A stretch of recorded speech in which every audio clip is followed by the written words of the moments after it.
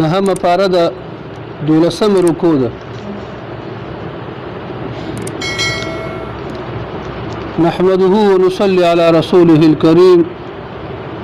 أما بعد فأعوذ بالله من الشيطان الرجيم. بسم الله الرحمن الرحيم. والذين كذبوا بآياتنا سنستدرجهم من حيث لا يعلمون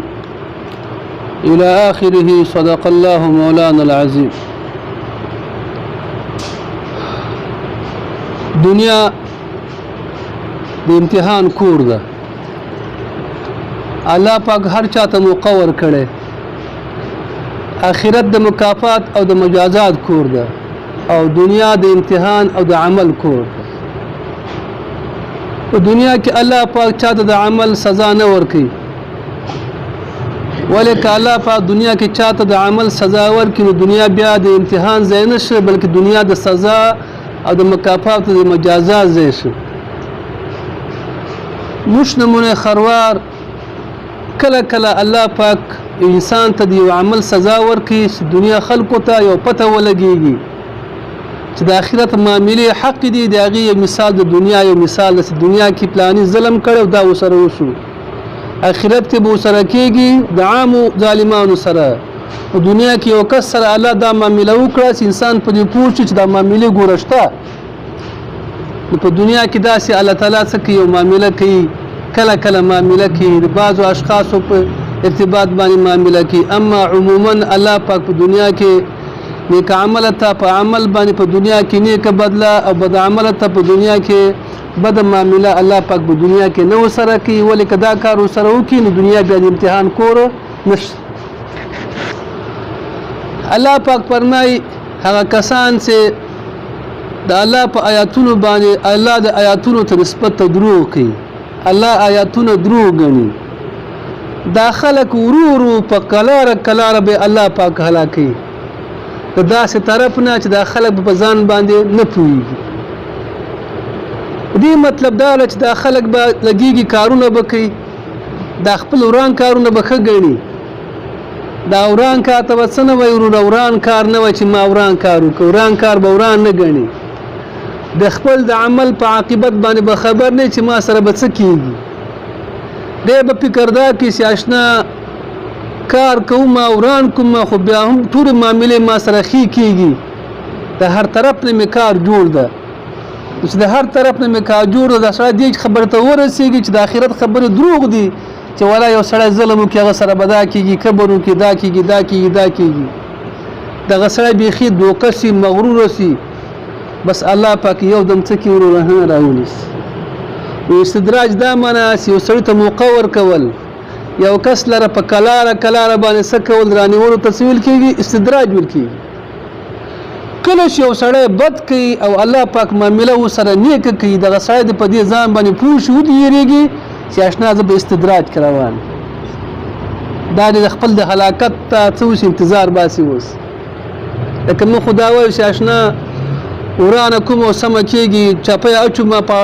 ښي باندې څه کېږي، ښي اړخ باندې غورځېږي، بس هېڅ نشته وروره، هر څه مې برابر دي، بخت مې جوړ دی، هېڅ نشته. نه، دا فکر د یو سړی نه کوي. کله چې ستا معامله بده وه، عمل دې بد و، تا سره معامله د الله طرف نه ښه کېدله، داسې مه وایه چې زه الله پاک ما ته څه نه وایي، بلکې نه، الله دې سخت سزا ته رسوي او په کلاره کلاره به دې څه کړي الله تعالی ونیسي. دې ته څه ویل کېږي وروره؟ استدراج ویل کېږي.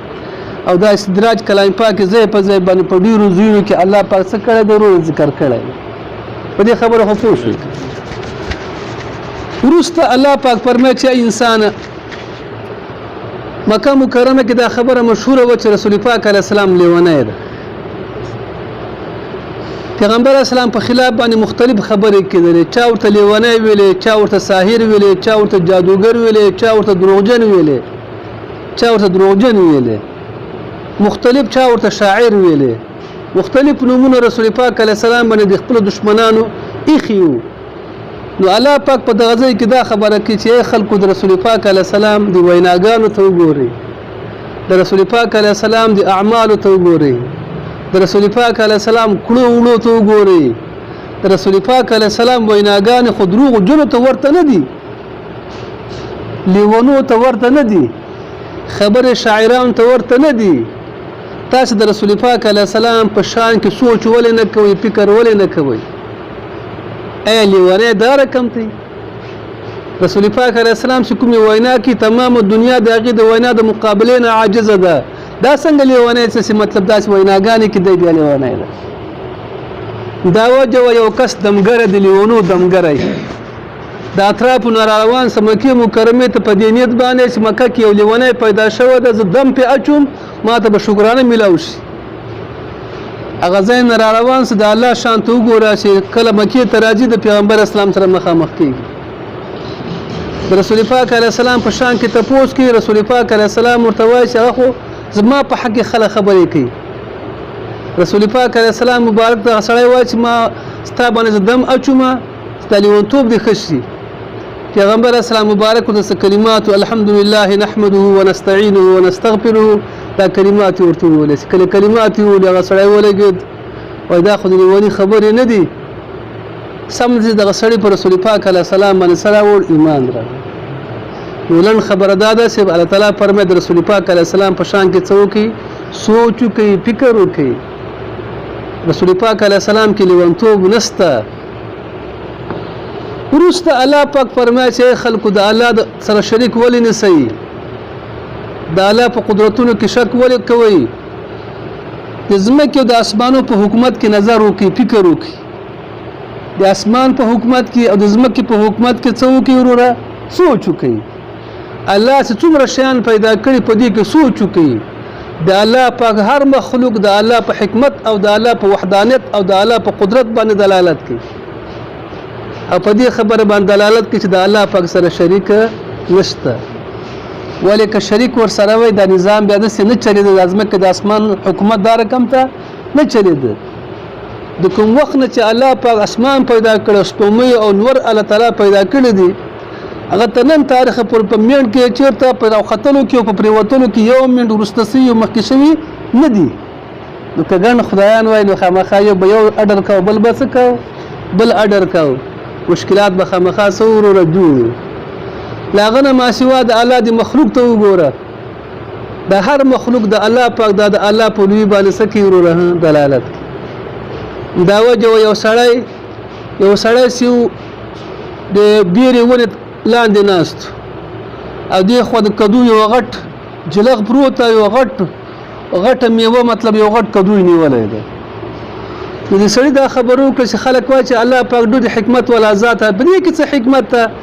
دا غټه ونه ګوره دا وړې میوې ګوره او دا څه دا جلغ ګوره دا جلغ دوره غټه میوه ګوره حکمت خو دا و چې دا غټه ونه څنګه وایي وروره بله غټې میوې وایي او د کدو وړه میوه وایي دا داسې پروت او د الله په خدای کې خبرې کوي د پاسه یو بیره راخطا شو په دې ګټه ولګېدله چې ګټه ولګېده دا ګټې ورته سترګې ګټې ورته درد وکړه وایي یا الله پاک اوس مې ذهن کار وکړه چې رښتیا ته احکم الحاکمین یې که پاس د بیرې په دې ونه کې د کدو دا میوه وایي کدو وایي او زما په دې سترګو په دې سر راخطا شوی زه خو بې غر کړی وم الله ستا یو کارم د حکمت نه څه نه ده وروره خالي نه ده نو هر شی د الله په یووالي د الله په قدرت باندې څه کوي دلالت کوي لدین وروسته به دا خبره الله پاک وکړي چې ګورئ دا هدایت ازلي برخې دي او دا ګمراهي د ازلي برخې دي الله د چا ازل برخې نه خرا کوي نه سوال کوي د ازل برخې د الله پاک چا نه کوي چا درسي الله ګمراه پیدا کړي ازلي ګمراه د کده دنیا پیغمبران راسي ټول پیغمبران راجم شي هدایت ورته کولای شي نه کچې ته هدایت رسول پاک علیه السلام په لاس کوي هغه دوره مهربان وو یو انسان په وخت سره یو انسان من دنیا نه کافر ته نه وتللی کافر به ته نه وتللی دوره مهربان مشفق او دومره حریص د خپل امت په ایمان باندې حریص لیکن هغه خلک چې د پیغمبر اسلام سره ډېر ژوندګي تېره کړې وه او چونو کې د هدایت نه فارغ وو هغه د دنیا نه په کفر حالت باندې څه شو مړه شو فیصله دا شوه چې هدایت او ګمراهي دا د ازل فیصلې دي الله د ازل فیصلې د چا وروره نه کوي وروسته رسول پاک علیه السلام به بار بار د قیامت ذکر کوي مشرکان دا خبره وکړه پیغمبر اسلام ته قیامت به کله وي قیامت به کله قایمیږي. نو رسول دی مطلب دا دو خبره دی مطلب و چې پیغمبران څه د پیغمبر چې هغه په غیب باندې خبر وي، د هر څه نه خبر وي، د هر څه نه پیغمبران خبر وي.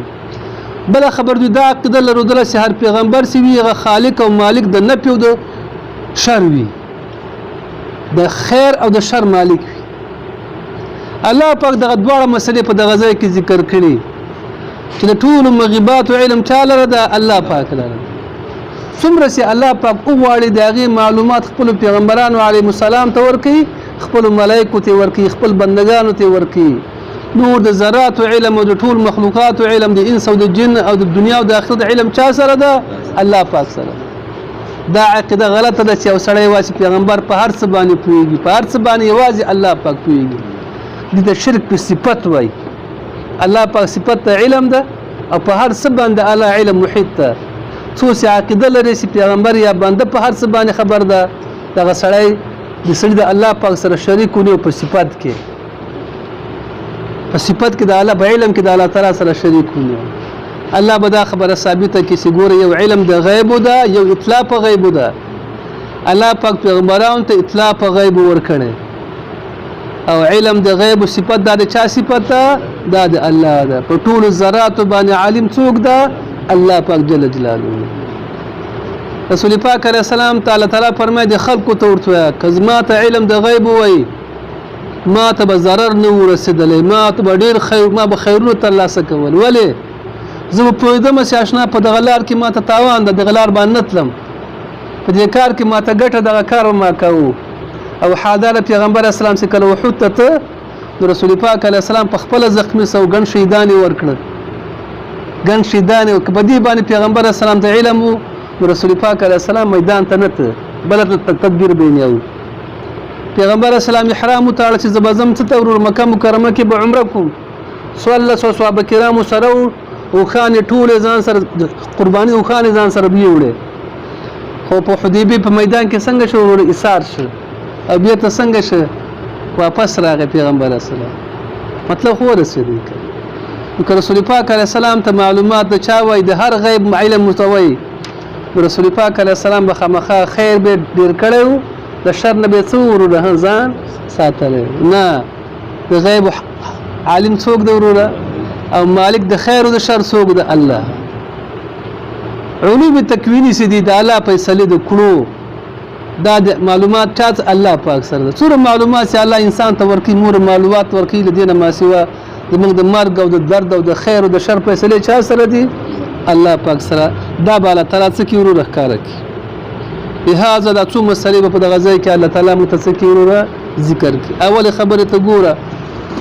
والذین کذبوا هغه کسان چې دروغجن ګڼي بآیاتنا زموږ آیاتونه، کذبوا بآیاتنا د دروغو نسبت کې زما آیاتونو ته، معنا زما آیاتونه دروغجن ګڼي. نو الله تعالی فرمایي زه یو دم نه نیسم، زه یو دم نه نیسم. دنیا د امتحان ځای ده، دا د سزا او د جزا ځای نه ده. سنستدرجهم په ورو ورو به زه هلاکم دوی لره، سنستدرجهم ورو ورو به زه دوی لره څه کم؟ هلاکم. من حیث د هغه طرف نه لا یعلمون چې دی به بلکل نه پوهېږي. دی دا وایي چې اشنا څه څه کوم دا ټول ښه دي لکه زه کوم، دې کې بده نشته. که څوک ورته بد وایي هغه سره سم جګړه کوي او دی به کوي څه وروره؟ بد به کوي. په دې کې ناروا ناروا ته ورته وایي چې ته ناروا کوې، د ستونې دې نیسي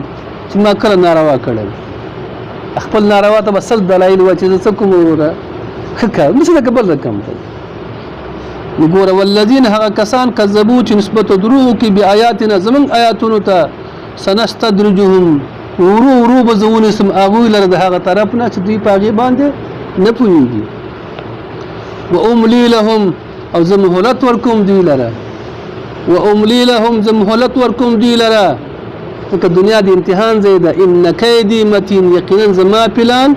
مضبوط ته، زما تدبیر مضبوط ته. کله چې انسان د الله تدبیر لاندې راسي بیا بچ کېدلی شي؟ نه. بیا الله پاک دوی نسبت مشرکانو دا خبره کوله چې پیغمبر اسلام لیوانی ده. نو الله پاک فرمایي اولم یتفکروا، دوی فکر نه کوي؟ اولم يتفکروا ای دوی فکر نه کوي ما بصاحبهم من جنه نشته په ملګري د دوی باندې لیونتوب ما بصاحبهم د دوی په ملګري باندې لیونتوب نشته معنا د دوی ملګری لیونی نه ده ملګری څوک ده پیغمبر اسلام باندې ما بصاحبه من جنه د دوی په ملګري باندې لیونتوب نشته څه معنا لیونی نه ده ځکه کړه وړي د چا په څیر نه دي د لیونو په شان نه دي او کړه وړي د دنیا اغلوی خیاران او لوی حکیمان دغه ذهن د پیغمبر اسلام کړه وړو ته نسی رسیدل ان هو ند رسول پاک علیه السلام الا نذیر منګر يرون کده مبین کارا سمانه يرون کده خلق د الله د عذاب نه يري ان هو ند رسول پاک علیه السلام الا نذیر منګر يرون کده مبین کارا اولم ينظروا ايدون ګوري په ملکوت السماوات په حکومتونو په حکومت اسمانونو کې په بادشاہي د اسمانو کې والارض د زمکه کې زمکه ته د نور او سپومې ته د زمکه د ورو ته او رغونو ته او دشتو بیابانونو ته او د اوبو ته نه ګوري په حکومت اسمانو او د زمکه کې په حکومت د اسمانو او د زمکه کې وما خلق الله هغه چې الله پیدا کړی من شین د هر شي نه وما خلق الله هغه چې الله پیدا کړی من شین د هر شي نه دا ټول شیان د الله په لوی او د الله په حکمت باندې دلالت کوي وانا عسى ان يكون قد اقترب اجلهم امید قریب ده ان يكون قد اقترب اجلهم چې نږدې وي هغه نیټه ده دوی ان يكون قد اقترب اجلهم قریب ده چې نږدې وي هغه نیټه د مرګ ده دوی نیټه د مرګ ده دوی ډیر کرته زمونږ هغه کفن ټوټه د دکاندارانو په دکان کې پرته وي خو موږ ته علم نه دسي کنه ډیر کرته زمونږ کوم خیرات نسی ورجو پخېږي او وړي سي مصرفيږي هغه دغه د ملاقات دکان کې پراتی خو موږ ته سنې مون په دینو خبر چې دا ما پس خیرات کیږي واځي یا ما پس بلګي ځکه مرګ الله تعالی څنګه کړي پټ ساتلای دی علم الله پاک چاته نه دور کړي نو الله تعالی فرمای وانا عسى قريب ده ان يكون قد اقترب جنزدي اجلهم اغه نیټه د مرګ د دوی ځکه د مرګ علم چا سره نشته او دا علم چا سره نشته چې په کوم ځمکه به مړ کېږم دا علم چاته نشته لڅنه به مړ کېږم دا علم چاته ده الله ته ده فبأي حديث فكم خبر باندې بعده رست لدينا د اسمان زمکه ته اسمانو ته ګوري زمکه ته ګوري د ارض ته ګوري د مرګونو ته ګوري نو په کومه خبره پس لدينا يؤمنون دی به ایمان راوړي مطلب ایمان نه راوړي الله پاک فرمای من يضلل الله چاله چې الله گمراه کی چاله چې الله پاک گمراه کی فلا هادي له وغلر هادي نشتا اغل خون کې نشتا اغلر خون کې نشتا ويذرهم فريق دوی لرا په طغيانهم پخپلو شرکشو کې ويذرهم فريق دوی لرا په طغيانهم پخپلو شرکشو کې عمهون چې دوی به سرګردان وي لکه څنګه چې د مرګ علم چا سره نشته کله به مړ کېږم په دغه ډول د قیامت علم چا سره نشته د قیامت علم الله پاک پټ ساتلی او خپل ځان ته علم ساتلی اچھا ته الله پاک نه ور کړی رسول پاک علیه الصلاۃ والسلام په ټول مخلوقاتو کې لوی عالم په مخلوقاتو کې پیغمبر اسلام مبارک او رسول پاک علیه السلام ته معلومات نو چې قیامت به کله راځي کله به راځي بعض خلک دا وایي چې قیامت دنیا او زره کال چلیږي پس ته دین مرګ قیامت راځي دا خبرم غلطه ده بعض خلک دا وایي چې دا دنیا لکونه کال چلیږي دا خبرم غلطه ده یوازې علم چاته ده الله پاک اوس د مرګ علم او د قیامت علم الله ولې پټ کړی وای په دې کې وجدار کله چې انسان ته معلومات مرګ چې یو کال پس یا 2 کال پس مړ کېږم د خلکو باندې د ژوندۍ ډیره ترخه شوی و او د دنیا د ژوند او د دنیا د معاملاتو سره به خلکو مینه نه کوله دنیا نظام به معطل کېده الله پاک نه غواړي چې دنیا نظام څه سورو معطل شي دا دنیا په احمقانو آباده ده کوم سړی چې د مرد نه غافله د دنیا په هغه خلکو آباده کړې د کارخانې او بلډینګونه څه بل څه جوړوي الله پاک په دې خاطر باندې څه چل کړی دا مرد علم او د قیامت علم څنګه کړی وروره مخفي ساتلی پټ ساتلی لهذا الله تعالی فرمایي يسألونك دوی پوښتنه کوي د تا نه عن الساعة د قیامت متعلق قیامت به کله وي ایان مرساها کله به وي قیام د قیامت قیامت به کله راځي ساعت څه ده لږ ټیم ته وایي د نجومیانو په اصطلاح کې د ورځې څلورستو برخو ته یوې برخې ته څه ویل کېږي ساعت ویل کېږي او په عربي کې ساعت لږ ټیم ته وایي او په شرط په اصطلاح کې ساعت څه ده د اوله شپېلې چې خلک پې هغې مړه کېږي او دومره شپېلې چې خلک پې راژوندي کېږي دغه ته څه ویل کېږي ساعت وایي دا به هم الله تعالی په لږ وخت کې څه وکړي وروره دا هر څه به قیامت به الله تعالی جوړ کړي او په لږ وخت کې مطلب هر څه برابروي دوی تپوس کې د تا نه عن الساعة د قیامت ایان مرساها کله به قیامت ودرېږي کله به قیامت جوړېږي قل ورته انما علمها یقینا علم د قیامت عند ربي پنيز د رب زما باندې ده علم د قیامت پنيز د رب زما باندې ده لا يجليها لوقتها نخکار کوي لوقتها وقت قیامت الا هو مگر الله به ښکار کوي قیامت څو جوړي الله پاک جوړي چا سره علم ستا نه کوم شپېلې کوم فرشته چې د قیامت په جوړولو باندې د قیامت زنګ سی وهي هغه فرشتي ته معلومات نشته چې قیامت به کله وي کوم فرشته چې د قیامت زنګ وهي چې اسرافیل علیه السلام د هغې ته پته نشته دا زنګ به کله ویل کېږي او کله چې ورته حکم وشي نو قیامت زنګ به ووهي په خبره خو پوه شو لا یجلیها لوقتها نه ښکاره کوي الله پاک وقت قیامت لره الا هو مگر نه ښکاره کوي وقت قیامت لره الا هو مگر الله پاک ښکاره کوي صحیح شو الله تعالی فرمای قیامت دوره سخته مسله ده ثقلت درون ده خبر د قیامت په سماوات په اسمانو کې ول ارض په ځمکه کې ثقلت درون ده خبر د قیامت په اسمانو په څه کې ځمکه کې ولې کله چې اسرافیل علیه السلام شپېلې وایي دا نور به تور سي سپومې به توی سي خطا سي اسمانونه به راخطا سي وروره سمندرونه به ختم سي ورونه به ورور هوار سي وروره فکر ورسي دنیا نظام به ټول څنګه دړې وړي نو درون د علم د قیامت په اسمانو په چا کې په ځمکه کې لا تأتيكم نبراج تاسو ته قیامت الا بغتة مگر ناصافه برازي نبراج تاسو ته قیامت مگر ناصافه وخذ بلګيږي او زبا خپل غوا میخه بولشي ناسته به وي دی غوا میخه ته یو د قیامت आवाज به وشي خزنه به شود په غزې پاتش وخذ بخپل معشوم ته تی ورکی کله چې د قیامت خبر راسي خپل معشوم به نه پاتې یا دکاندار به ورور کپڑا په غز باندې اچولي وي قیامت کله خبر راسي ا کپڑا په مغازه کې ته څه شي ورور وګرځي خبر به ختم شي کله چې زلزلہ راغله وها بالاکوټ زلزلہ په زلزلې کې چا مستری ته ګوتی وهلې په کله ساتونه کې د ګوتی وهلې سوې ارسړي ورور منډه وهلې که مور وا که بچی ته ورکا منډه بور منډه وهلې ورور که چا غواول شلاغي منډه وهلې که چا دکانداری کول هغه منډه ولې د څه کبر رقم دا خو معمولی کیسو بیا د قیامت کیسې کله راسي بیا وڅو الله دې بیا موږ ته ټینګ نه برزي تاسو ته قیامت الا بغتة مگر ناصافه برز يسألونك بپختنه کې تانه اے پیغمبر اسلام د قیامت کأنک ته حفی ډیر تلاش کوونکې د قیامت کته سی بيخي د قیامت پسې لګیدل دي د شته مطلب مودي غني او تانه پختنه کې يسألونك بپختنه کې تانه د قیامت متعلق کأنک ته حفی ډیر تلاش کوونکې د قیامت عن هذا قیامت قل ورته اے پیغمبر اسلام انما علمها علم د قیامت عند الله فنزد الله پاک باندې ده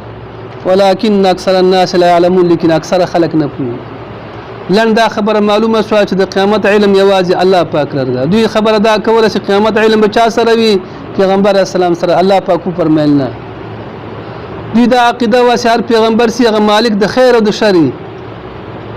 په دغه ځای کې به دا خبره پیغمبر اسلام په خپل وکي چې ګوره د خیر او د شر ملکیت زه نه لرم د خیر او د شر فیصله زه نشم کولای یو خو شرعي فیصلې دي یو تکویني فیصلې دي شرعي فیصله دا معنی چې 5 وخت لمونځ کوه مانځه کې دومره ثواب ده او د خیر فیصله تکوینی فیصله دا معنی چې دا به مړ کېږي او دا به ژوندی کېږي دته به ښه رسېږي دته به بد رسېږي د به دومره زمن کېږي د به دومره کېږي د به دومره لورګانې کېږي د به دومره مړه کېږي دې تکویني کارونه وایي دا علم چا سره د ورور تکویني کارونو الله پاک سره ته ورته الله املکو زه اختیار نه لرم لنفس خپل ځان لرم ډور خلاصه کوي ځان ته اختیار نه لرم نفعا د حاصلولو د ګټې ولا ضرر او نه د پکول د ضرر زه مالک نیم خپل ځان د لپاره نفعا د حاصلولو د نفع ولا ضرر او نه د په د ضرر الا ما شاء الله مګر کوم چې الله تعالی ماته اراده وکړي نو چې خدای اراده وکړي ماته یو شی وکړي چې دغه خیر د ځان ته بچ کوه ځان ویلي صاحب دغه کې شر د ځان ته نه بچ کوه بیا چې کله ماته الله پاک اختیار راکړي معلومات راکړي بیا ځان ته بچ کولی شم خیر تلاش کولی شم شر نه ځان بچ کولی شم اما مکمل واک د خیر او د شر نه لرم ولو كنت اعلم الغيب كما لر علم د غیب وای ولو كنت اعلم الغيب کذ فویدل په غیب باندې لاستكثرت من الخير ما بدیر خیر زیات کړو لاستكثرت من الخير ما به خیر ډیر زیات کړو زکه فویدلم بس آشنا په دغه خیر دغه مې کاو په دغه کې تاوان دغه کار مې نه کاو ډیر خیرونه مې ترلاسه کړو ما ته بچی ته ضرر نه ورسېدلی حاضر پیغمبر سره ډیر ضررونه رسېدلي د خلکو د لاس نه په طیب کې ډیر کړېدلی را کړېدلی مکه کې ډیر کړېدلی وو او وما مسني سوء ما ته به نه ورسېدلی تکلیف وما مسني سوء ما ته به نه ورسېدلی تکلیف ان انا زنیما الا نذیر منګر يرونکی خلقو لره د جهنم نه نیمه زه مګر زه يرونکی خلقو لره د جهنم نه وبشیر او زیر ورکونکی خلقو لره په جنت باندې او دا بشیر سی ما نذیر لقوم هغه قوم لریم یؤمنون چې ایمان لري معنا زما د غزیر او يرول یوازې مؤمنان برخه ګټه پورته کوي کافران ته نه ګټه نه پورته کوي صدق الله مولانا اله کریم وناسته خپل دربار کې قبول ومنه الله ستاسو قدرتونو باندې زمونږ د عقل د زړونو ولا طلاق پردې په څه کې خلاص کی